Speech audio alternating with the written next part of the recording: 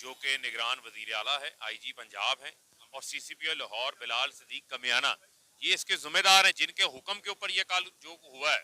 خواتین کے اوپر تشدد، گاڑی میں خواتین بیٹھی ہوئی ہیں، ان کے اوپر ڈنڈے برسائے جا رہے ہیں، گاڑیوں کے شیشے توڑے جا رہے ہیں، یہ کسی سے ڈھکا چھپا تھوڑی تھا، سب کے علم میں تھا جو انہوں نے کیا ہے، وہ کسی سے ڈھکا چھپا نہیں تھا۔ اور پھر ایک جھوٹ بولنا، پروپیگنڈا کرنا کہ یہ جی پرانی ویڈیو ہے جیل بھرو تحریک کی، یہ تو کار ایکسیڈنٹ کے اندر جو ہے وہ مارا گیا ہے۔ وہ آج اس کاشف کی بھی ویڈیو سامنے آ گئی ہے، جو اس پریزن وین کے اندر موجود تھا، کاشف، جس نے یہ کہا کہ یہ کل ویڈیو اس نے خود بنائی ہے، پریزن وین سے بنائی ہے۔ وہ جیل بھرو تحریک کے اندر نہ کاشف پکڑا گیا تھا، نہ ذلے شاہ پکڑا گیا تھا،